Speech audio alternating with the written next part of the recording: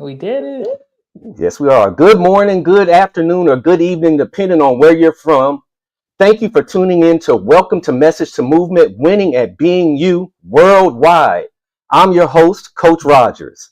This is a space where we have real conversations with people who are using their voice, their experiences, and their purpose to create impact, not just for themselves, but for others. Today, I'm excited to be joined by Evolve Benton. We're going to talk about identity, purpose, leadership, and what it actually looks like to win at being who you are without pretending or performing. If you're watching live, feel free to drop where you're watching from in the comments. Now, let's get into this. From DEI leadership to speaking empire builder, Evolve Benton transforms overlooked experts into sought after speakers, commanding premium fees. Named one of Yahoo Finance's top 10 public speaking coaches worldwide, Evolve has helped clients generate over $3 million through strategic speaking and consulting. Before founding Speaking for Profit University, Evolve led DEI initiatives at America's premier medical institutions, including UCSF, School of Medicine, and UCLA. The unique background has helped professionals face challenges and come up with strategies to overcome them. And so, with that being said, Evolve, thank you so much for coming on the show. Thank you so much for reading that, Mills. It's always good to remember how old you are, right? Man, don't talk about that. Actually, my birthday is Friday, so I got another reminder. Happy early birthday. So you're a Pisces. Aquarius. Aquarius. Okay, I get that. I get that vibe. You got the confidence. I get it. Mm-hmm. Happy early birthday to you. Thank you, thank you, thank you. It's a blessing. So, Evolve, for people who don't know you yet, how do you usually explain what you help people with? When I'm in a room of folks who are speakers, I tell them I help you get paid to speak, right? But when I'm in a room of novice, I let people know that I am dedicated to helping diverse stories get into classrooms, stages, and boardrooms that they're supposed to be in. That's the foundation of Speaking for Profit. And then as a consultant, I'm really passionate about supporting organizations with retaining top talent, making it through crisis and trauma, which a lot of us are unfortunately experiencing because of our current economy and our government. Awesome. And so you talked about helping people. And so oftentimes people have something that they want to do, but they don't know how to go about it, or maybe they lack confidence. And so people like that, what mindset shift do you think helps people overcome maybe a lack of confidence or um, a lack of taking action? That's a great question. And it's actually twofold, right, Mills? Because I think confidence and actually action are two different things, right? Like people come to me and they have great speeches, great framework, educated, extremely confident, but they're not doing sales skills or strategies. They're not reaching out to people. They're not pitching. They're not putting themselves out there. And they'll sell me, it's because I have imposter syndrome. No, you don't have imposter syndrome because you got all these degrees. You speak at work all the time. You run your household. What you have is a skill set issue. And what often happens is if we don't feel connected to the skill set, we feel like we're not confident, right? So we have to build that skill of confidence. And that goes through practice, reaching out, getting in conversation with decision makers, being on calls and talking about proposals.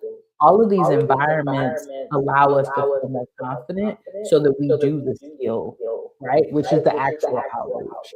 And then I think the other thing about confidence, people think people are just born with it. And I actually think that it comes from celebrating your failures. Like when you're able to really like sit in rejection and go through that process, it builds your confidence. I recently was applying for a government position that was a DEI role back in California. And I went through a 5 to 6 month process, and I learned at the end that I didn't get it. And that rejection brought so much clarity and confidence to me as a person. Yeah, I didn't get it, but also it wasn't aligned with my future goals, right? So I think being willing to fail has been really helpful for me to build my own confidence. Good point. And for me, man, the idea of failure, oof, I almost hate to word it that way because of the energy associated with it, but Mhm. it's a reality. Yeah. We have to not be successful at certain things, and we learn those lessons from it. Yeah. Not get what we want, right? Because it's not real failure. Like, I'm still here on the planet. I'm here with you in the middle of the day. I used to be in an office. I'm about to go rub on a dog's belly after this interview. Like, I got a good life, like, right? But in the moment, it could feel like everything, right? And I think that that's why what stops a lot of people is they don't allow themselves to have those moments. So then they're afraid to actually pitch and to request that interview or to go host that large event, because every time failure comes around, they make it about their whole lives instead of just dealing with it, going through the experience, and then moving on to the next opportunity. Mm. So you kind of have to compartmentalize it. You got to experience it. Yeah. So many of us just want to feel it and then be like, whatever, it's on them, it's their loss. But actually experience the sadness, the disappointment, uncomfortability, and then you're able to move on. If not, you carry that baggage. And then every time you do something to do, that's the energy that's coming up for you because you haven't Mm. released. So along those lines, why do you think so many capable people, and you kind of touched on it already, struggle to believe their knowledge or lived experience has tangible value, that it can bring about change? I've thought a lot about this, Mills, because, you and I both have been speaking for a while and working with others, probably like at least 3 to 5 years. And what I've really seen is that it's a corporate brainwashing. That's the best way I can describe it, right? Like, most of the people I work with have jobs where they have multiple responsibilities beyond just speaking and training. They're probably speaking and training if they're in higher education. They're over here running a whole program. They're writing grants, and they get paid $75,000 a year. So when I tell you you could do a portion of that and get paid 24,000, of course it seems unbelievable. It doesn't even seem like it's measurable. So one thing that I do activity around is market research and the impact that your actual solution brings to the world. I had a client who was doing work around with a company around suicidality. If someone kills themselves at work, trigger warning, it's expensive. I mean, it's also sad. But when we looked at the Mm. data, you coming in and preventing that is saving them money, but it's also saving the whole organization the experience of that trauma. That's worth a few $100,000, right? But we don't look at it that way because we don't do the market research, and we're so caught up in what our corporate opportunities will get us. We don't get that we're B2B now. You're not an employee. You're a business who's working with another business, and those outcomes are a lot larger. So I think it's corporate. I think it's education. Like, the educational world will tell you how much you're supposed to make because of your degree. And we know that that's not true. Some people are making triple and they ain't even got a degree. So it's really shifting your money mindset and understanding how your offer, how your speech, how your framework will change the world, and who are folks that are already doing it, and what outcomes are they bringing to the marketplace as well. Do you help people maybe package those skills so that they can pitch them to organizations and corporations? I sure do, because what people come to me and tell me, Mills, every day, I'm an inspirational speaker. I'm a motivational speaker. And I'm like, what's that mean? What problem do you solve? Because that is why they are paying you. Yes, okay, cool. You're going into it to inspire young people. But inspire them to do what? Stay in school, not do drugs, Not, go to community college, I don't know, whatever your topic is, what is the larger outcome that you're helping them get? And I think that positioning is really what takes the speaker from being a novice to an actual professional. So yeah, we work with folks with that in the university, and that's one of the first things we think about is you've already got a speech, you've already got something that you've been like sitting on. But how do we frame it in a way where our organization actually sees it as value and where you see it as value? Because what I always tell people is your speech and your framework, you're not going to do that one time. I'm sure you got speeches, Mills, you've done about 3 or 4 times, maybe even 10 times. So you're building a personal brand. So you have to love it and be married to it as well, because people will know you as that. It's not just about the speech. Now they know you as the guru who is over student retention. So if you're over that, you have to be able to communicate the values that go along with that as well. So yes, the answer is yes, but I think so many people get caught up in the craft of speaking, which is fun. I'm a poet. I love playing with words. But if we're really making this a business and we're taking companies' hard-earned money, and right now in this economy, it is hard-earned, we want to make sure that the outcomes are getting met. Totally agree. And yeah, when you get into speaking, I know for me, I was like, yeah, I want to do some speaking and I want to be a change agent. But I've evolved, Yeah. play on words right there. I've evolved to understand that, okay, I got to offer something that is very tangible, Yep. that is, like you said, outcome based, that's going to get organizations to feel like it's worth the investment. And, I even had a principal that when I was in teaching, when I was a teacher, one of my last principals, we sat and we would talk a lot, and he's like, Rogers, motivational speakers, getting them to come to the school and everything, it's good, but he's like, I just don't know if it's worth the investment. It doesn't change things enough. And I think that really aligns with what you were just saying. Yeah, you can be inspirational, but a person that's over an organization, they want to justify the cost. Exactly. And just to simply inspire, a lot of times, it's not saying that the message doesn't have value, but in their minds, again, they're trying to figure out, okay, what's going to give me the most bang for my buck? Yeah. Where can this money be best invested? And so, yeah, if you're just inspiring for many decision makers, leaders, that just isn't enough. They don't want that anymore. And if they're gonna do that, they're gonna pay you that much, which is not a lot. They're gonna be like, here's $500, come and speak to the young people and pump them up before the rally or something like that. But to build a true relationship, that's the other thing. Like I resonate with this because of you, Mills. We had a call last year, right? I was talking to you about pivoting and trying to figure out where I wanted to go with speaking. And what I really appreciated about our call, if y'all have not booked a one-on-one call with Mills, do it today. Go get on the calendar because he is super powerful. But you really got me to start thinking about being a problem solver again when it came to the, DEI stuff. And we talked about employee resource group. If I didn't think about it that way of, oh, I want to go inspire employee resource group. No, they only got a small budget. I want to go in there and build a relationship so that we can solve one problem. Because then next year, it can bring me back to solve problem number 2, right? We can continue building this. We don't have to milk it all out of that one time. And that's what I try to talk to speakers about as well. Like, you want to build a reoccurring relationship so you don't have to always be out there looking for new opportunity.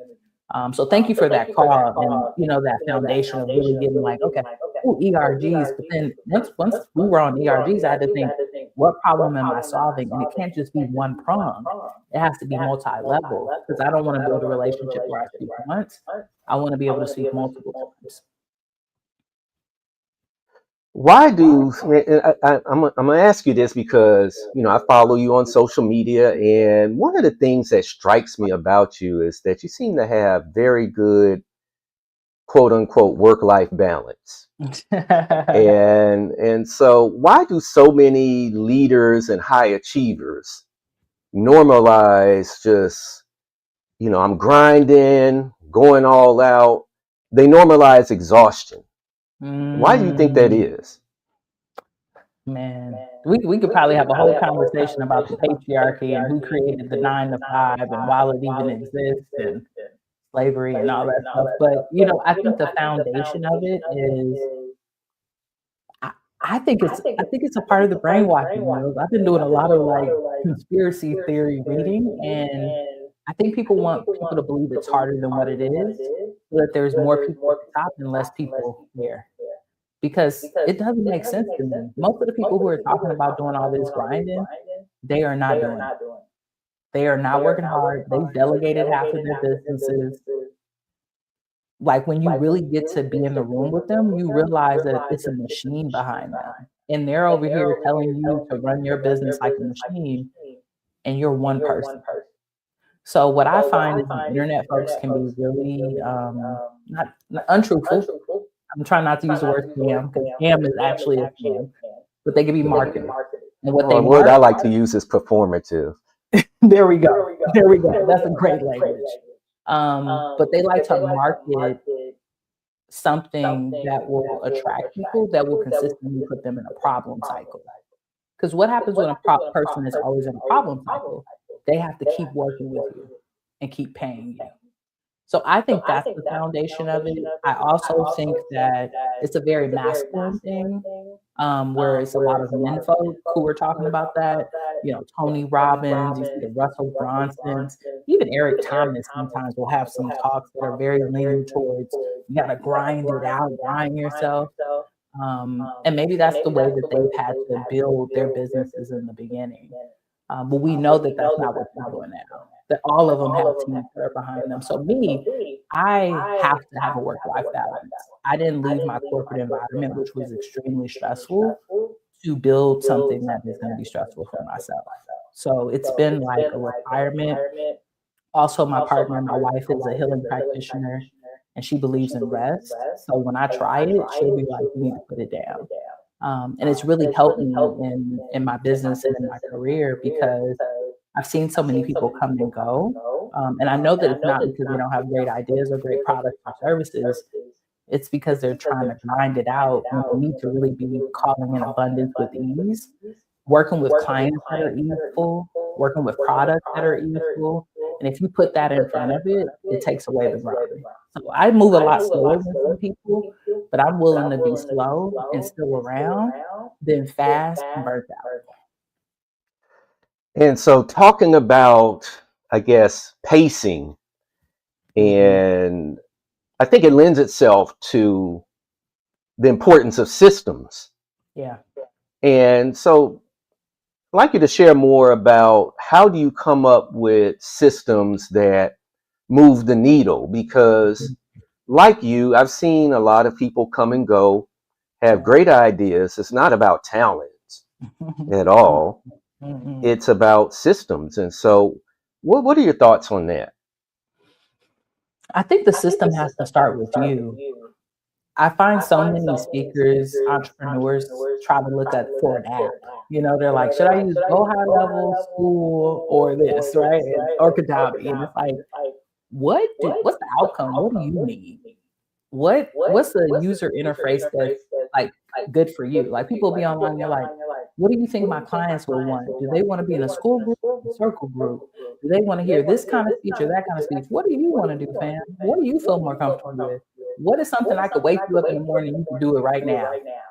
2 o'clock in the morning, it's so easeful. So I think systems start with us understanding what our outcomes are and what we want. And a lot of people don't know that. They just say, I want to make money. I want to get on the stage. But what does that look like 3 to 5 years from now? What does that really look like for you? Are you speaking on Essence stages now? Are you speaking at higher education institutions, some of the top conferences? If that's the goal, then what kind of speakers do they want on those stages? Oh, they want someone who has a book. Oh, they want someone who's spoken to these type of organizations, have this type of testimonials. Oh, they want someone that has a really good speaker's reel. you could start to build out systems to build out those assets to hit that goal. But if you just have like no SMART goals and you're just going after it, it's just not going to be easy for you. So for me, I look at myself first. I look at my clients. I'm like, do a self-assessment. What do we want beyond money? Because money is great, but where's it going? What you gonna do with it? You buying a house? You helping out granny? You taking care of these kids? And then where do we want to be 3 to 5 years from now as a speaker? And how do we build out the assets in order to get there? Some of that is speaking gigs, but a lot of that is building out your craft and your business acumen to be able to be in rooms with people so that you can move the needle. And then when it comes to apps, right? Like, because there's AI, there's all these CRMs. We have a S4P CRM. I think the foundation of those systems is simplicity. There's more than enough apps, but for me, I want user experience where my client that's 63 that lives in the UK can use it, or my client who's 18 who just started like doing comedy and now wants to be a public speaker can use it. The techie folks or the non-techie folks. So when someone works with you, you've created specialized apps for them to I did use? a couple of things. I mean, I love AI and I love technology. It's something that I don't really market, you know what I'm saying? Like, oh, I'm an AI person, but I just love tech. So I've built out like a revenue calculator before on Lovable. So people could put in like, okay, this is how much money I want to make. How much should I be charging as a speaker? And then what does it also look like to have additional funds? We sell books, we have merchandise, right? We built out a speaker fee calculator, which allows you to put in your proposal. Like, this is what they want me to do. How much should I charge them? And now we have a CRM, which is a customer relationship management system, where people don't lose their leads. So I had a client, I hate sharing this story, but I'm gonna share it with you. She had a $30,000 contract and she forgot to sign it. And it was like time sensitive. So she lost it. So that's one of the reasons why we built out the CRM, so that we have those built-in reminders and all that so that people don't miss out on the bag. That still hurts my heart, even though it wasn't my money. It still hurts my heart. Wow. Man, it's a lot of money to It is a lot of money. But yeah, I love like building out stuff with AI because I feel like AI is cool because you could have an idea. It was like, let's say right now you're like, you know what? I'm tired of streaming. Shoot, they got apps out here. We can do it on in the day now, right? Like, so I think it takes us from idea to actual solution a lot quicker, and I love to be a part of the process. Oh, I totally agree with that. I know it's helped me a lot just with the things that I do as far as it going from idea to implementation. Yeah. It has shortened it, man, I don't know, like 1,000 times, literally. So Yep. yes, Exactly. definitely That a goes back to tool. your question about systems too, right? Like at S4P, we build when people want. Some people just build. We built the revenue calculator because my clients was like, I know I need to make this money, but I'm having a hard time deciding on my pricing. Revenue calculator. We built the CRM because she missed the $30,000 contract, right? So we kind of build the solutions as the problems come up, instead of creating the problems, which I find that some people do. You present yourself as a very confident person. Again, I get an opportunity to talk to a lot of people, and the conviction that you present yourself with is, like I said, it's powerful.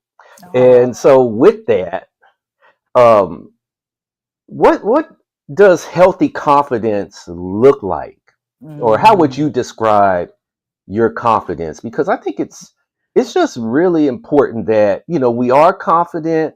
At the same time, a lot of us, we're concerned where we don't want to look like we're selfish or just out for ourselves, like we're just trying to get something from someone else. Yeah. It's a challenge. It, the confidence probably has come from being burned, to be honest with you. Like I feel like I was in the beginning a little too naive, and people took advantage of me. People scammed me, used I me. appreciate the vulnerability for sharing that. Yeah, and I was like, I have to position myself a little bit more firmly in who I am. and have boundaries. So I think for people, boundaries exhibit confidence that a lot of people don't have them. People just be doing whatever they want to do. Like, even right now, like we have open enrollment for our cohort. And someone reached out to me. They were like, I'm totally interested in getting on a call, I want to do the application. I said, cool, go on and get it done. And then they reached out to me and tried to ask me a coaching question, right? Like a strategy question. Hey, how much should I charge for this thing? And I said, that's actually something we cover in the cohort. In the past, I would have given them that information. The reason I'm more like that now is people take advantage, right? And it's like, why would I have clients paying me for this strategy and this time, and then I give it to you for free? Not only is it a cross boundary between us and our relationship, but it's not good for the relationship I have with my clients, right? If they're respecting me and are paying me for this service. So it's just little things like that. And I think the way that you have healthy confidence is just by believing in yourself, by showcasing the things that you want to. I think that people are too public online. Like, y'all, you could paint the picture you want to paint. You don't have to show all your scars, right? Show the wounds, the things that are healed. You see this? This is from a car accident when I was 21. I could show y'all that. I had surgery recently. Y'all not gonna see that for a while, right? Like, you don't have to show people everything because that is a vulnerability. And if we allow people to know too much about us, they will come for us. So I think that's how you kind of keep it healthy. Affirmations are big for me. I pray every day. I'm back to moving my body now that I'm in recovery, and I keep my circle, tight. Like even you, Mills, like I follow you. I try to support the group, and even reaching out and being in this interview was like I want to go spend some time and catch up with Mills. I was really excited about it. So I believe in a genuine connection, and I think that always helps me in life. Well, I appreciate that. I appreciate that you see me as somebody that you want to stay connected with. Yeah, you're hella dope. Like you inspire me all the time. Even with you've been doing your new series. Where you're like empowering and it's just you and the mic, and I love them. I want you to continue to do them. Like they keep me inspired. And one of my homies is doing a fitness challenge, and he's been posting a lot about it. He texted me this morning, and I told him, I said, man, keep posting it. I see it every day. You just know sometimes we don't interact, but we see it. It's still impacting. Well, I appreciate that. And that's something that, I've told speakers and content creators is, oftentimes the people that are most influenced by you, they're not hitting the like button. They're not hitting the heart button. And I've really come across that when you talked about the coaching session we've had. Most of the people that have reached out to me for products or services in the past related to speaking, I never saw them interact. I would have had no idea that they were even paying attention to me. And so I think, for those that are entrepreneurs or creators or whatever else, I beg them, please do not get so wrapped up in the engagement online. Yep. Because those that more than likely will buy from you or use your services, they're not going to interact, Nah, they'll slide in the DM, and that's about it. They're not going to be liking. They're not going to be dancing in the video. Right. That's a very good point, Mills. That's a very good point. And they'll show buying signals by maybe engaging with something, by watching it. You might see a view. But other than that, nope. So talking about systems, would you consider systems to be like structure, like having a certain structure in place? Like does your system, like for what you do day by day, is it pretty much the same day by day? Do you have a routine about it? Or I don't know, share more about that, because I think that's important. I don't have the same schedule every day because my day can be different.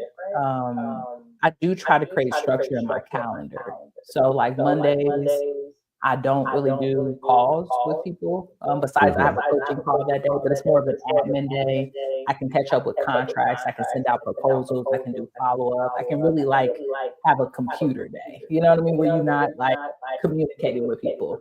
And unfortunately, because of virtual life, you got to do that now. It used to be like, okay, I got to have the admin day and then I go to something in person. I might be at a speaking engagement or, consulting a client. And if I do get a client, I'll make a day sometimes for them on my calendar, be like, cool, because I know after I do that work, I need time to take care of myself. So I'm big on not booking multiple things in a day. I might have 2 or 3 clients, but I'm not going to have 2 or 3 speaking engagements most of the time because I need to restore myself from that. And for me, I think structure is based off of trial and error. I've tried a lot of things. Like I had, really like strict schedules where my calendar was like timed every hour. Like you can drink water here, eat lunch, right? And that just doesn't work for me. But I do need a work calendar, and I need a cutoff time and a start time, and I need to shorten that, especially now that I'm in recovery past my surgery. Like my brain don't work past 5 hours. So now it's like, okay, cool. If we start at 11, we are going to be done by 5. We can't go beyond that. So those are just the boundaries that I create. I always tell folks, when you're thinking about your structure, especially as an entrepreneur, you've got to put the season first. So are you in the season of making money? Cool. Well, you need to be in sales activity. You need to be reaching out to leads. You need to be getting in calls. You ain't got calls on your calendar. You probably ain't got no speaking engagements. You ain't got no discovery calls, right? So we need to be in that. If the money is made, and we're in the season of expansion and scaling. Okay, cool. There's probably some projects you need to work on, some people you need to reach out to, some delegation, some talent. Are you in the process of rest? Rest means you need to shut your business down. Like you don't need to be doing outreach. So I rather build my structure around the season I'm in as a business than it being so constrained all the time. And I love what you said about what works for you. Yep, exactly. That is super important because sometimes we can get caught up in the shiny object thing. We're always trying to chase something, and also it's okay to have different ways of doing things. Exactly. People often will say, well, hey, it's okay to have an opinion and blah blah blah, but then when somebody has an opinion or a different way of doing something that conflicts with how they typically do it, then it's a problem. And so why do you think that is? What is it about people that gets them bent out of shape because something isn't the way they would do it? I think people just is worried about the wrong things and not themselves. My granny used to always tell me that charity starts at home and it spreads abroad, right? It's so much easier to focus and point out what's wrong with others and not do self-work. I've fallen in love with self-development. I don't know about you. So I love it. Like I'm really in my own bubble. And maybe that's that confidence that you mentioned. I'm so trying to fix the stuff that's going on with me, my own trauma, my grief, my own experience. I don't have time to worry about if you're using ClickUp or Notion. Just use something, fam. Just use something, whatever works for you. So I come from the method of you're the CEO of your life and your business. And that's what I want all my clients to lead with. Even when I'm working with organizations, I don't say I'm leading this project. I said, this is a collaboration, right? You need to get people to come to the event if I'm coming to speak, and I need to show up and be prepared. So it's weird. It's weirdo energy. I think people also have interesting relationships, right? Like they'll be affiliates of products and things, and then they're like, you got to use this. I'm not tied to nobody but my own last name, to be honest with you. I was on Kajabi the last few years. They done did some weird stuff. Now I'm on school. I'm enjoying it. If school gets weird or goes up to $1 million, I'll go over to go high level. Like I'm just committed to getting the actual outcome. The systems that get me there, they can always change. I love it. I love it. I love it. And yeah, I love that answer because, well, you know what? One thing you said, and it's funny, I've actually said it to people that, hey, you are the CEO of your life. Because yes, we have choice. And at the end of the day, another thing I always say is no one's thinking of you like you. And so Right. oftentimes people move on, Mhm. and we just got to just go with the flow with life. Nobody's thinking about us as hard as we are, in Yeah. most cases. Yeah, people will be opinionated, but they're not going to lose sleep over the fact that maybe you're doing it different than them. Yeah, they'll argue with you at the time, but they'll generally just move on, The especially if it's not rage-baiting, relevant. Mills, they just trying to get attention online, y'all. That's why they Mhm. arguing with you. They trying to get their followers up. People do that a lot, especially on, I don't know if you're on Threads. People will just A cause little bit. arguments just to get their engagement up. I'm like, Yeah. you knew people were gonna be mad at this. Like people saying put tuna and macaroni and cheese. You know every black person in the world is about to go off on you, right? You're just trying to get engagement. You just want attention. Yeah, I don't know. That's what I'm saying. Like social media, a lot of it I feel is very performative and just, Mhm. baiting. And, I've actually decreased my own use of social media a lot Good. because of that. Because I'm like, I just don't need to be devoting energy to seeing Mm-mm. that nonsense. Mm-mm. So, why do you feel it's so hard for people to do meaningful work while trying to, I guess, achieve financial wealth? Mm. Excuse me. Yeah, I think there's a couple of things. I think one thing is like this marketing view that things have to happen overnight. Like I think there's like this heavy thing of I'm gonna be a millionaire tomorrow. I don't know who did that. Maybe somebody made $1 million today. I don't know what their expenses were, which is a whole nother thing. How much did they keep is a whole nother thing. So I think people have a microwave way of looking at impact, business, and money. I always tell my clients that we're not building microwave products, so you can't put it in there for 30 seconds and eat a great meal. This might be something that you're doing for the next decade, but it's gonna bring in money, it's gonna actually feed your family, and it's gonna get you to those different steps of financial freedom. I think the other thing, Mills, is most people don't know what they want for financial freedom. They just know Mm. they wanna make me and my wife, we wanna retire early. We're talking about moving out the country, right? Like we intentionally save money from our speaking and our consulting to purchase this property that we're in. Like we're very intentional about our financial freedom journey. And a lot of people don't, all they know is the money coming in. Right. They don't know the money going out. They don't know to take the money and to invest it. It's just it's a lack of um, financial literacy, but there's also a lack of financial awareness around what you truly want. People just see a number. Ooh, if I had $1 million, my life would change. It's like, well, it depends on what state you live in. If you live in California, half of it don't, right? Right.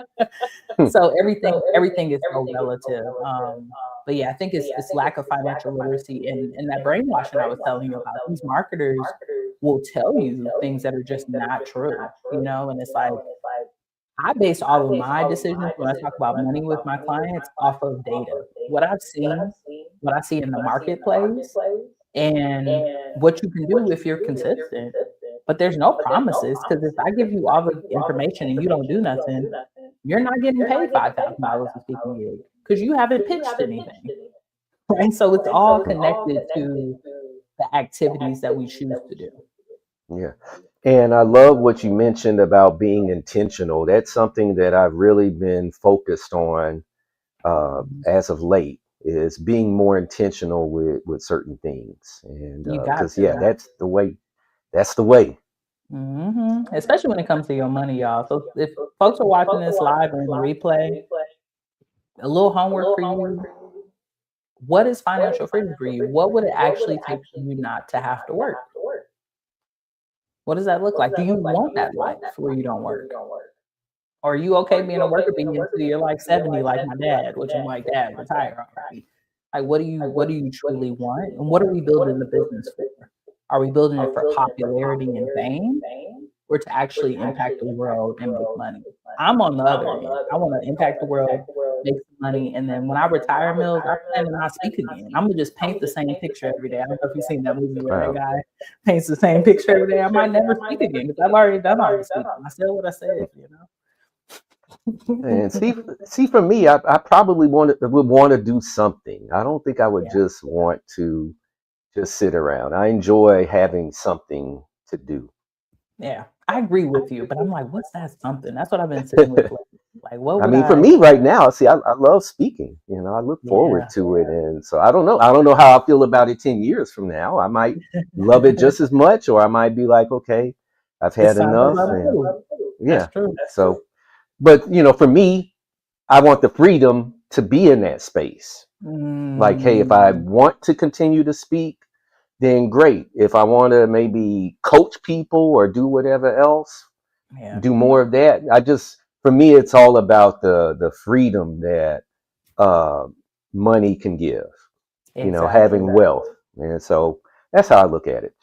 So with that, because we're getting ready to close, what's a belief about success or service that you Mm, had to unlearn? mm. Whew.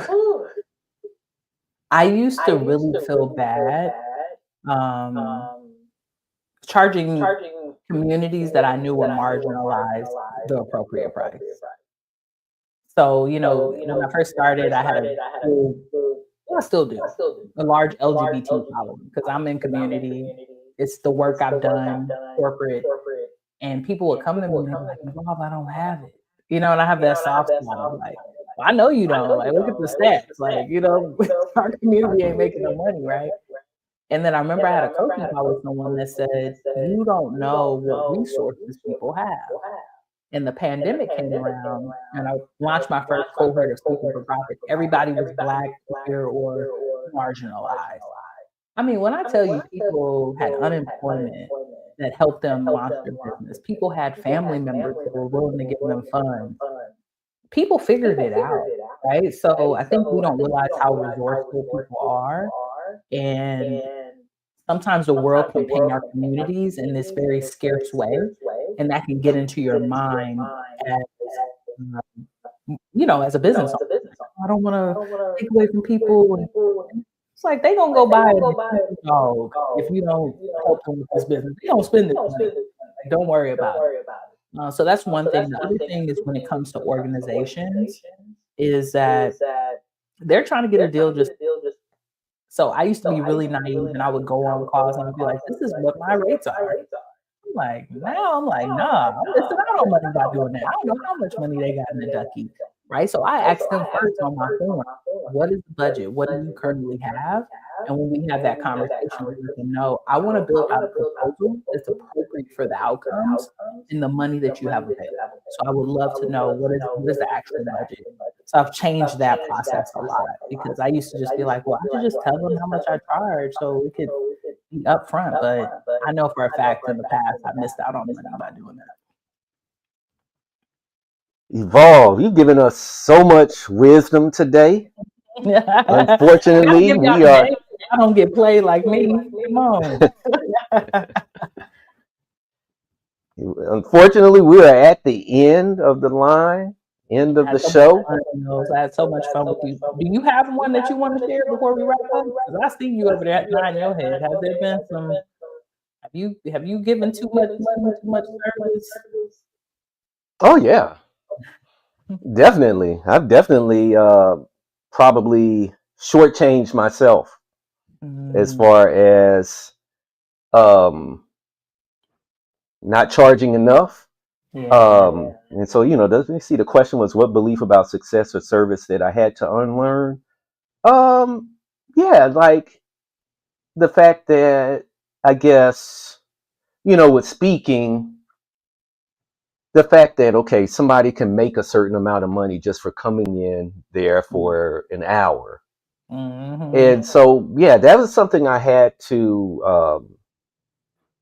get used to, Mm-hmm. because coming from the teaching profession, Mm, you work a whole month and you might take home $3,500.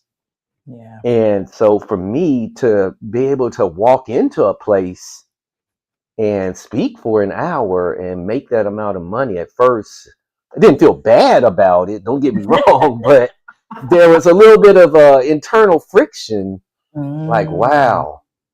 But then I had to understand that, look, God gave me a gift, Mhm. and all this stuff with, being in education, being a teacher, it was training for that. Yes, it was preparing you for And the moment. Yep. exactly. And all the rejection that I might have experienced in education, this was the reward. This is what God had for me at, later, further down the road. And Mm. so, yeah, those are all things that I had to unlearn. I had to Mhm. unlearn that. Yeah, hmm I love that. Thanks for sharing. Oh, you're welcome. I appreciate you asking too. Mm. So, what do you have in the pipeline? What do you want to share with the audience, or if there's an audience member that wants to get in touch with you, share that with us. Yeah, definitely. So you can find all things at speakingforprofit.com. That's speaking, the number four profit.com. But right now, I'm really excited about our school community. It's called the Profitable Speaker Circle. In that space, I post speaking opportunities every day.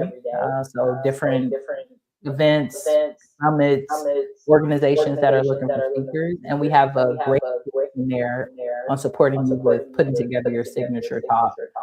That's definitely for beginners. If you're like, you know what, Evolve, I've already been speaking for a while, but I need to install systems for pitching.